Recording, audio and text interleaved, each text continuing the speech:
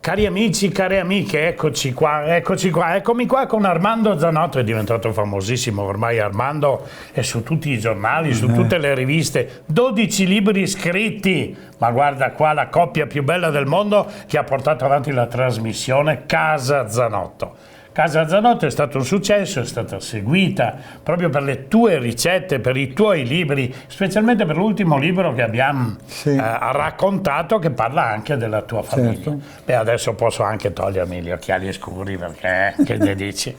Bene, oggi che cosa vogliamo fare? Intanto buongiorno alle amiche e amici, a tutti quelli che ci seguono, che sono molto carini, e adesso vi faremo così un potpourri di essenze gastronomiche. Sì, vogliamo parlare di piatti dimenticati di Natale, vogliamo parlare... Tu vuoi parlare delle cose che sono uscite sui giornali? Anche delle cose che sono uscite sui giornali, perché tu ce l'hai in mente bene, certo. Perciò vicini a Natale, i piatti dimenticati di Natale, esatto. Noi li riproponiamo velocemente, naturalmente, questo qui... quel fiore, quel fiore che... Guardalo, Bruno, guardalo, a vederlo è un sorriso, sì. A mangiarlo è un paradiso. Mamma. Sto benedetto radicio rosso di Treviso. E dopo Bruno, poesia, questa è poesia, cultura e poesia. Non osè mangiare pisang di radicio trevisano. Guarda. È vero, in tutte le maniere. Però, ma come si fa a fare una trasmissione senza Armando? Non si può perché... Si può. Sì, perché, non si può perché la poesia viene da te. Ma voi avete Veneto Globe, avete diciamo, lo staff. Noi abbiamo uno staff che è qui davanti che ha carisma, che partecipa che ha amore per le cose, agli auguri di Natale, per carità. Il direttore Mirko, Enzo, certo. Gigi, il sostenitore Gianfranco. Bene, no, sono contento perché facciamo una trasmissione per fare gli auguri di Natale che comprende veramente, viene a nominare lo staff di Veneto Globe, perché in Veneto Globe possono andare a vedere tutte le tue trasmissioni, le nostre trasmissioni. Non quanto tutte quelle che fate voi.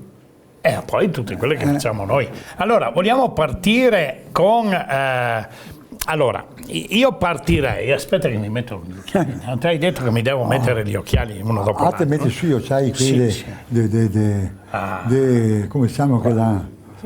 Quello che fa la televisione, era? Sì, ecco, sì. Ecco. Ma dopo quei rossi... Lo so, che sei un accanito per gli occhiali. Sì. Allora parlavamo dell'articolo che è venuto fuori sui giornali che ci dà lo spunto di parlare di quei piatti dimenticati, dei veneti dimenticati per Natale, che tu oggi vorrai proporre e poi faremo gli auguri. Certo, sono stati pubblicati, come dicevi tu, sul Gazzettino ieri, adesso esce su Tribuna, sul Corriere della Sera Veneto. Lo facciamo vedere perché questo è l'articolo che è venuto fuori, grandissimo Armando, in primo piano veramente.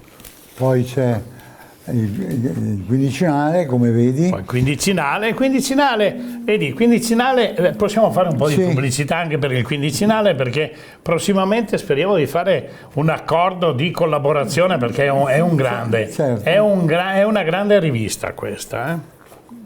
Bene. E quindi cosa abbiamo fatto? Ho avuto lo spunto perché adesso diciamo tutti a Natale si va fuori di quello che è tradizione delle cose che si facevano una volta. Allora io ho voluto ricordare quel che i nonni, i fioi per i genitori, quel che i genitori, i fioi per i fioi, per far ricordare la tradizione.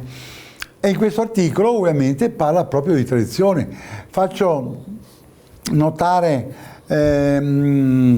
la presenza dei piatti proprio qui rustici, quell'esempio al dì di Natale si faceva proprio sto gran bollito che adesso viene un po' dimenticato, che È vero, è un vero. magnar san. È la mia passione, il Un bollito magnar- misto, il gran bollito misto, dove c'è dentro Sì, allora, proprio tutto, sì, non soltanto sì, il questo gran bollito cotechino. dove che era la lingua fresca, dove che era il capone a canavera, dentro nella visiga con il toc de canadindia che buttava fuori il vapore come fosse un treno, e lì si portava a cottura tutto sto capone che era in visiga, era meraviglioso il gusto che rimaneva.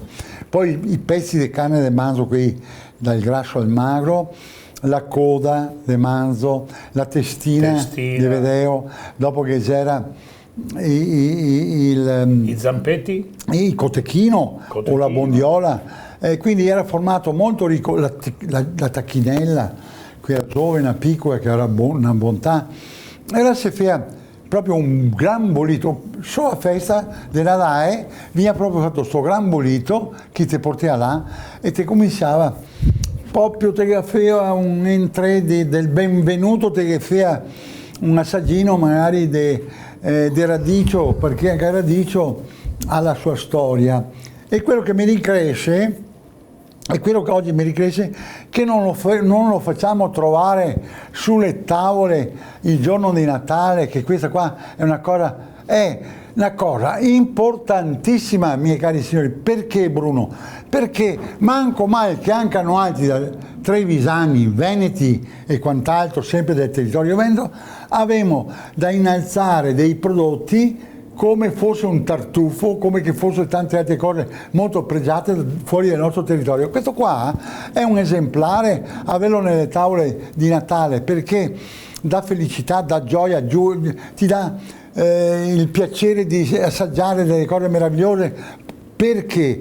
Perché ha preso già il gelo, è il massimo che può essere adesso e può essere goduto in tutte le maniere. Ma lasciando a parte un attimo il bollito, il gran bollito, visto che hai preso il radicchio, no? Il radicchio, molto velocemente, a parte il classico radici e fagioli, ma lo mangi anche in insalata? Ma arriviamo. Arriviamo dopo. Arriviamo dopo. Completo quello che è bollito. Quindi presentare un piccolo entrée così dei polpettini di radicio. Però scusa, ti devo interrompere perché bisogna prepararsi al bollito passando dal brindisi iniziale che apre la festa e ai primi che tu dici un piccolo entrée di benvenuto con zucca e saor e lì poi parli di radicchi, ma i primi fanno la preparazione, preparano lo stomaco per il gran bollito. Esatto, dopo c'è le polpettine di radicio delle rose di Castelfranco, che è buonissimo,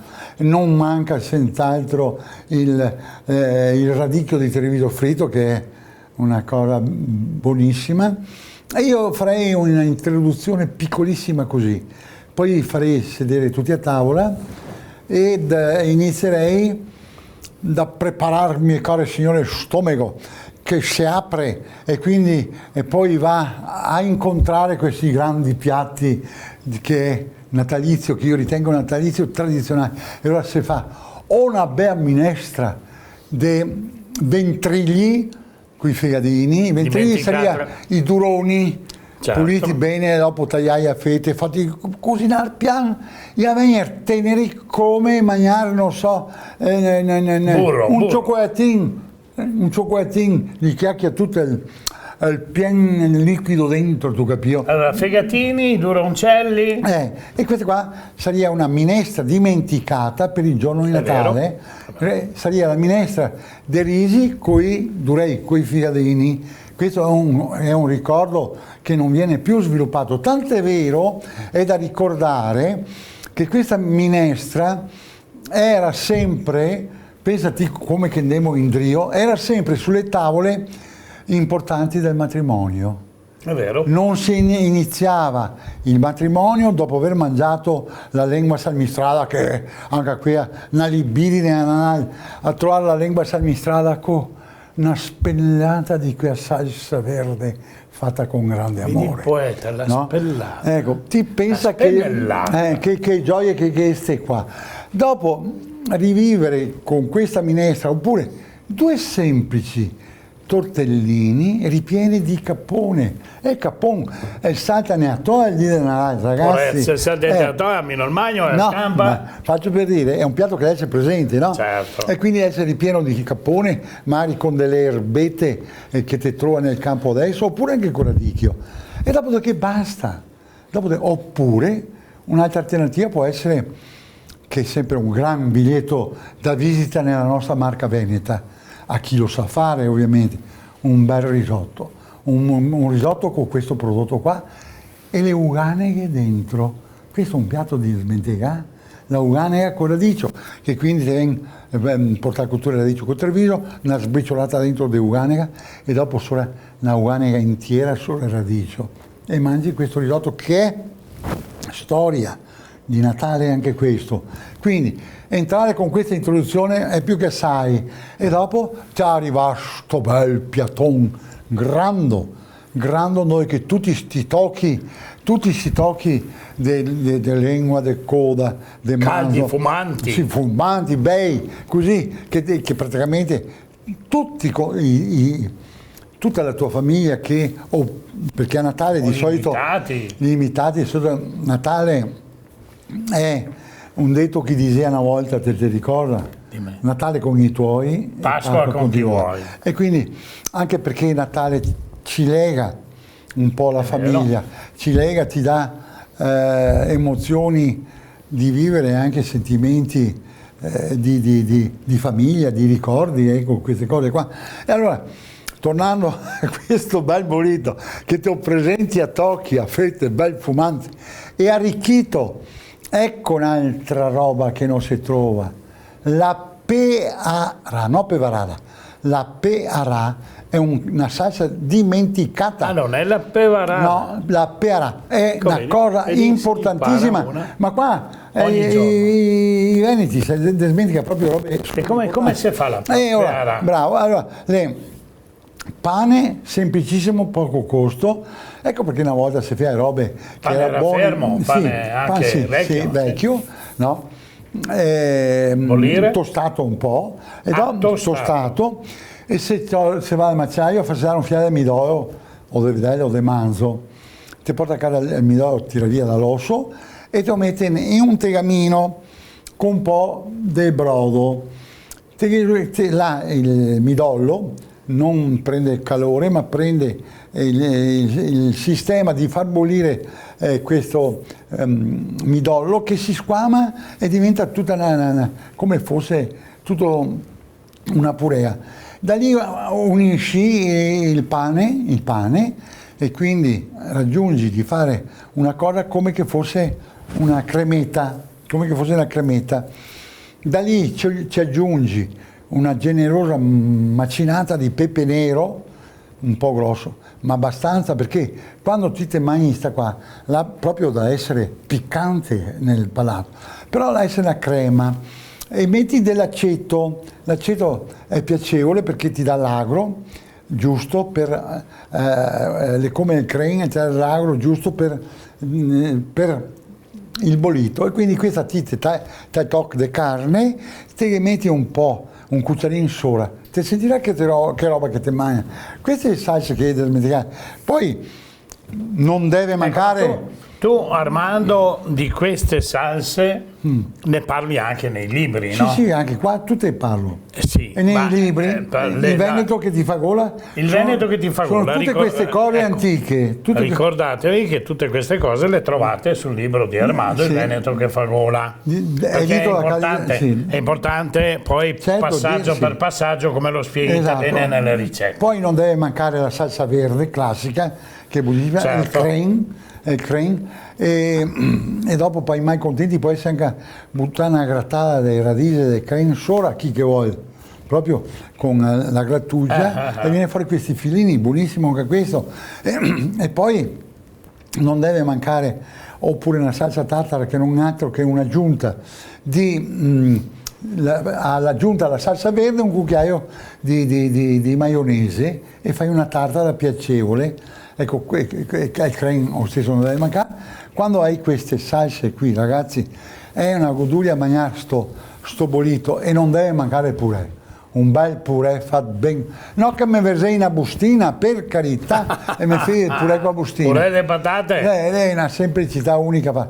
E dopo se poi avere ne attoglie anche un po' di quei radici che si può andare a essere poi camp. Alle famose radici de sì, camp. de camp e servire cotte che le buonissime con qualche sisso dentro. Ecco, siccome magari. siamo vicini agli auguri, no? Perché noi potremmo stare qui anche una giornata intera Certo. a parlare con te, perché dici delle cose straordinarie, oltretutto la tua cultura della cucina è fenomenale. Penso che nell'area non ci sia nessuno che abbia la tua cultura di cucina come ce l'hai te, proprio tradizionale. cucina. Però diciamo che quello che stiamo dicendo oggi è un po' la preparazione dei piatti di Natale per la gente che ci sta ascoltando, che vada a vedere naturalmente sulle tue ricette che libri a casa, se no li devono comprare per Bacco, altrimenti.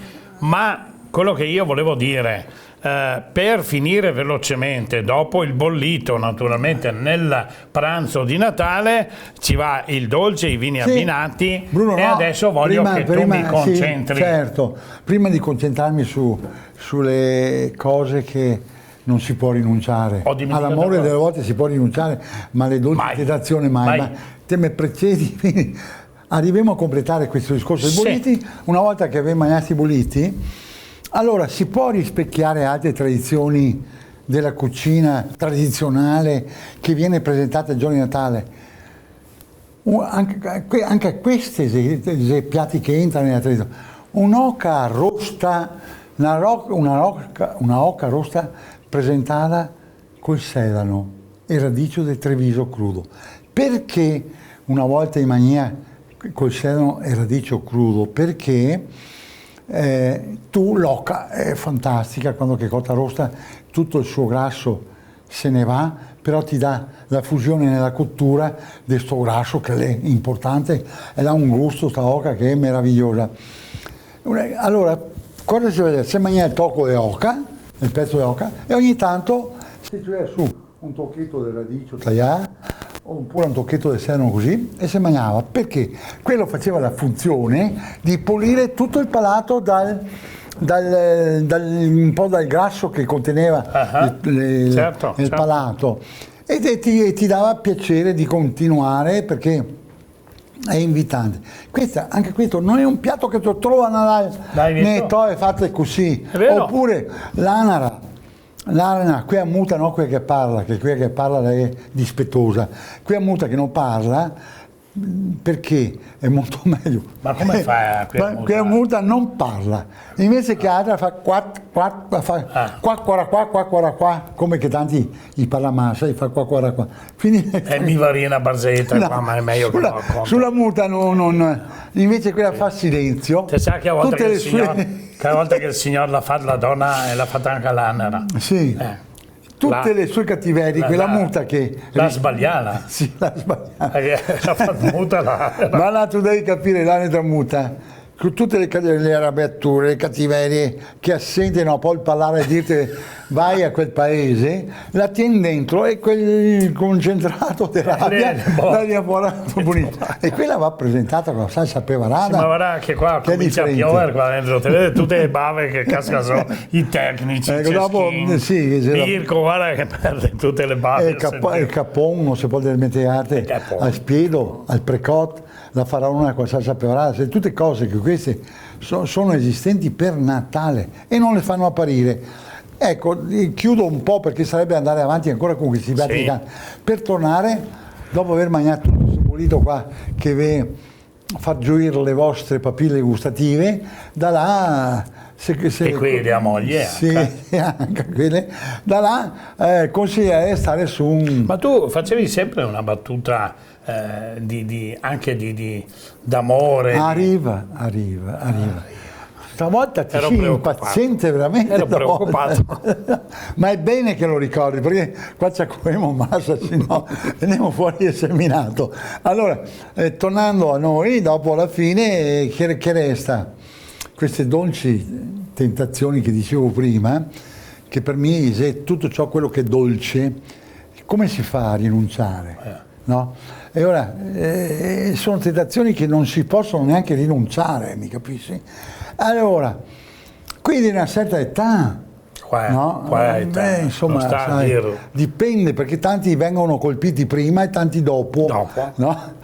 Quindi a una certa età. E tanti viene colpiti durante. Quindi a una certa età mi dite, purtroppo, cosa vuoi, queste dolci tentazioni io le provo nei dolci, le provo del cibo, sul cibo che Dio ci dà, nei liquori, nei vini. Nei vini, che roba che Dio ti dà, che le gioie di star seduto sono queste qua, però ti fa mancare qui dell'amore, e lì è quella fusione che sorge tra la fusione d'amore con la moglie, se l'hai ancora. Se ti ha mangiato tutto il miele non ne parliamo neanche, stiamo così.